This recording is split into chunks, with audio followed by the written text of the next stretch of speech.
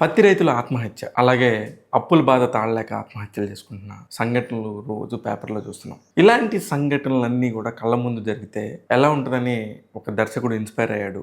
దాన్ని చాలా ఎమోషనల్ కంటెంట్‌ని కొంచెం కామెడీ టింజ్‌తో చెప్తే ఎలా ఉంటదనే ఒక ప్రయోగం చేశారు. ఆ ప్రయోగం పేరే 'బాపు'. బ్రహ్మాజీ మెయిన్ లీడ్‌గా, ఆమని గారు ఆయన భార్యగా నటించిన చిత్రం 'బాపు' ఈరోజు ప్రపంచవ్యాప్తంగా విడుదలైంది. కానీ 'బాపు' సినిమా ఎలా ఉంది? నిజంగా అంత ఎమోషనల్ కంటెంట్ ఉందా? ట్రైలర్ చూస్తే మాత్రం ఖచ్చితంగా ఆ ఇంట్లో ఎవరో సూసైడ్ చేసుకుంటున్నారు.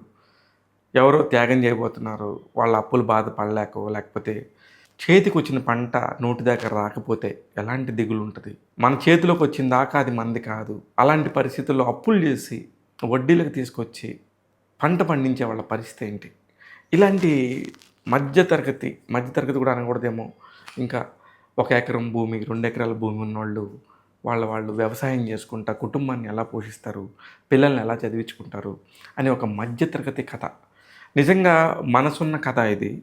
చాలా నిజాయితీగా చెప్పొచ్చు. కానీ ఈ సినిమాలో మిస్ అయిందే నిజాయితీ. హానెస్టీ కొంచెం మిస్ అయింది. ఎందుకంటే ఇలాంటి సినిమాలకు కావాల్సింది చాలా ఎమోషనల్‌గా ఉండాలి.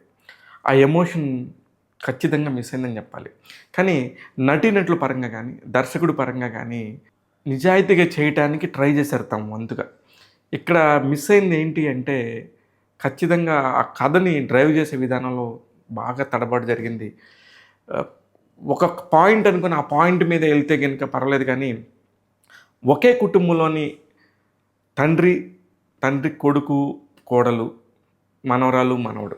ఈ ఐదుగురున్న ఒక కుటుంబంలో ఒక్కొక్కళ్ళకి ఒక్కో స్టోరీ ఉంటాయి. డెఫినెట్‌గా అందరికి ఉంటాయి. ఎవరి స్టోరీలు వాళ్ళకుంటాయి. కూతురు స్టోరీ కూతురుకుంటది. కొడుకు స్టోరీ కొడుక్కుంటది.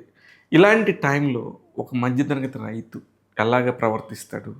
తన కుటుంబం కోసం ఏం చేస్తాడనే ఒక కథని చెప్పాలని ట్రై చేశారు కానీ ఇంకెక్కడో రీచ్ అవ్వలేదు అది. అది మిస్ అయిపోయింది. చెప్పారు. ఫస్ట్‌లోనే చెప్పారు. అందులోనూ రచ్చరవి క్యారెక్టర్ ఒకటుంటది.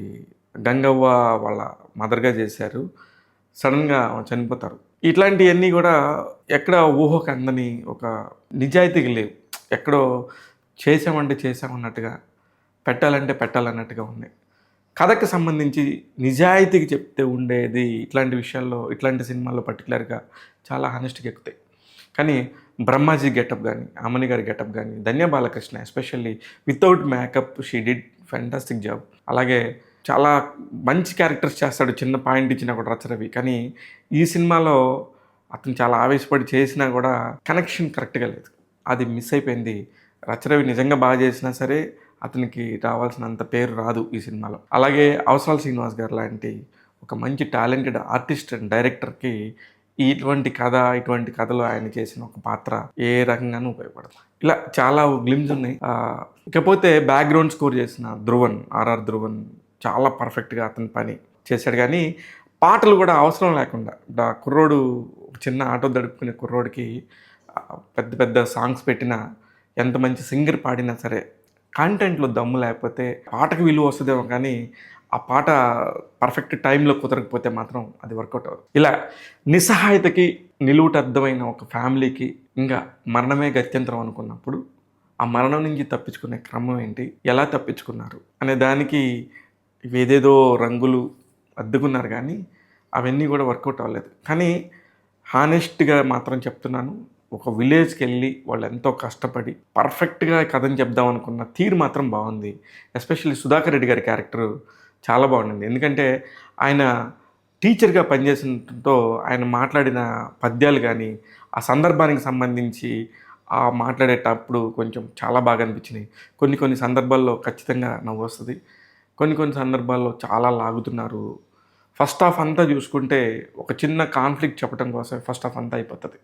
అక్కడి నుంచి సెకండ్ హాఫు సరే చెప్పాలనుకున్న కథ చెప్పేశారేమో అన్నట్టుగా అనిపిస్తది కానీ, ఇది ఓటీటీలోకి ఖచ్చితంగా ఒక ఫీల్ గుడ్ ఫిల్మ్ లాగా ఒకసారి చూడొచ్చు. దాన్ని కూడా ఓ అన్నట్టుగా మనం గట్టిగా గొప్పగా చెప్పలేము. ఒకసారి చూడొచ్చు.